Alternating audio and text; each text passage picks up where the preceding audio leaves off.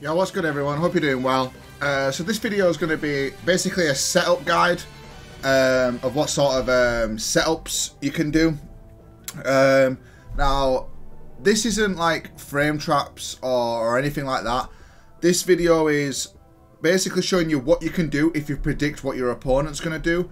Now, everything that I'm going to show you is risky, and you're using it as a prediction. So you're predicting that your opponent's going to retaliate in a certain way for you to do this stuff. Now, everything I'm going to do and show you is a risk, but if it works, then it pays off heavily. So yeah, let's get into it. So first off, I'm going to show you is one of my favorites to make a comeback. Unfortunately, this doesn't work on every character. It can do, but you have to do it differently. So what I'm going to do is I'm going to do down back 2-1 on block, and a lot of the opponents try jab this. If they try jab this, you can just spam while standing 2 or hop kick. I think some work on some characters, and like while standing 2 works on some characters and hop kick works on others, and some both work.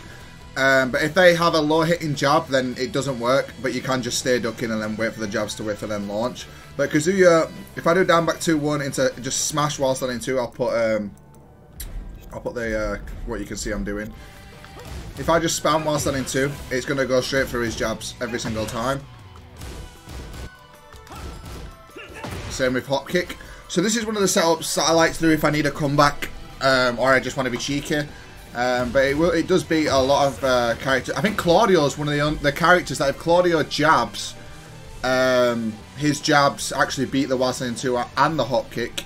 So you'd have to stay ducking against Claudio for it to work. But this is a cheeky setup you can use, because everybody, like, unless they're like very high rank, because these setups won't, like, they can do, but they won't always work at the highest rank. They're just a cheeky way to get a comeback. Safe on block, but they think that you can jab check it. You just while standing 2 or hop kick, either's fine. But yeah, that's one of the setups that I like to use. The rest of the main setups I think are useful that you can keep in mind is the ones that require being at the wall. Well, they don't have to be at the wall, but they're better at the wall. So one of them is after back 1. Actually, this is after a few moves. I'll show you after a few moves. Is retaliating with shoulder. Now, if people jab check any of these moves that I'm going to show you, the shoulder should beat every single one of them. So the first one being back 1 into shoulder.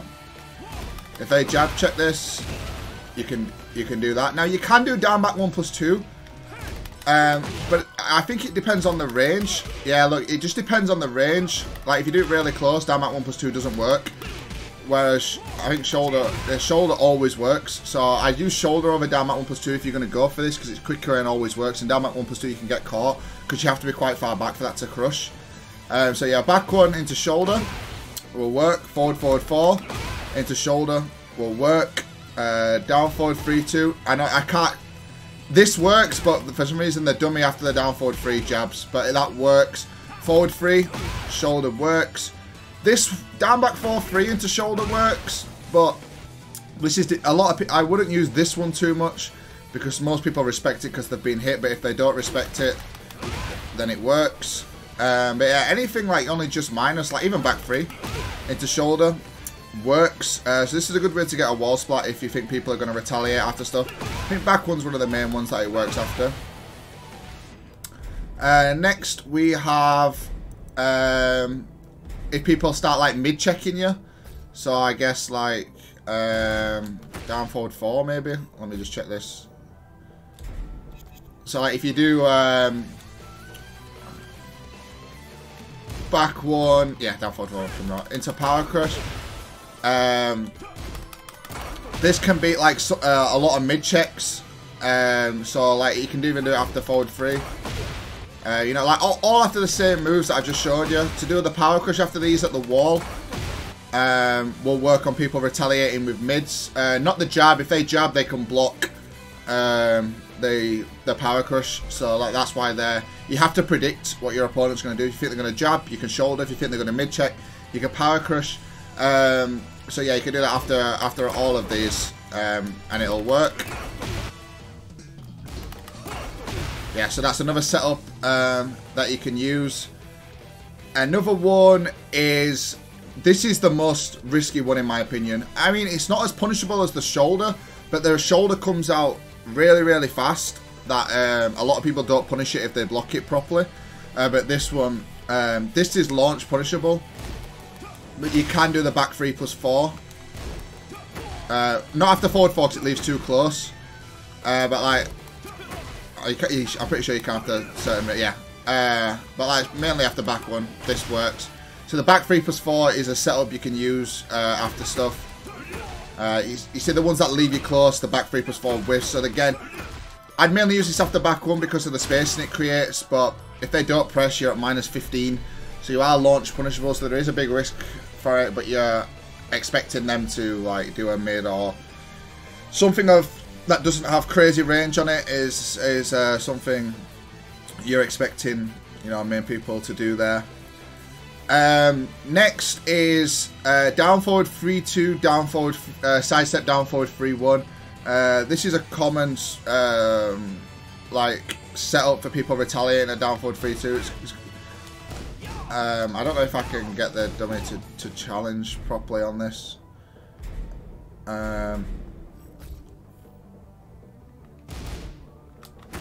Maybe that might work.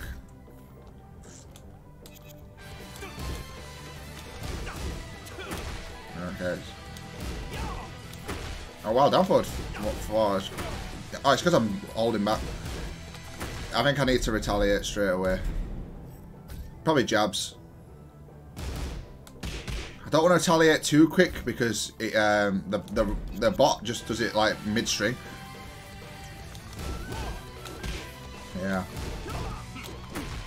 So yeah, this is a common thing. A down forward 3-2 or something of only just minus into a sidestep. Even a 1-2. Oh, that's because I'm delaying it. If I do it straight away, I'll show you how for a 1-2. But anything like just minus into a sidestep down forward 3 mid check is very good. It's not so much a setup, but it's a prediction. So if you do 1-2 and sidestep, I think it's right. Yeah, right against Kazuya. And sidestep down forward 3. Oh, not that, it's -10. Like anything, like I'd say, I don't know about back 1. Oh yeah, back 1's fine. So anything into the sidestep weak side at -5 into a down forward 3, and you can easily hit confirm it as well because you can see you can see their retaliation. So that's when you know it's easier to hit confirm because you can see their retaliation. You have all the time in the world to do it. So Kazuya doesn't track right in this situation. So obviously I can't do that because it's a 2-hit string. But yeah, the down back 2-1 in the open into a wild standing 2 is very, very good. I mean, it's only as punishable as what people punish it. If they get hit by that, then you get great damage. If they block it, it's up to them to 14 frame punish you. If they don't, then you know what, it's not that big of a risk. And all the wall ones with the shoulder, the power crush, the back 3+4, and then obviously the sidestep. If you're predicting something linear, into an easy hit confirm because you can confirm that they pressed the button rather than just trying to waiting for them to hold back and duck or something. So this one's a lot easier. But yeah, these are some setups that you can use at any rank really, even at the highest ranks. That will catch you a lot of life and can win you a lot of games, and a lot of rounds. Even at God of Destruction, I mean, you might see me do a few of these sometimes, and they will work. A lot of the time they won't because people know about them. But if you didn't, I hope you learned something. But yeah, thanks for watching, guys. Take care.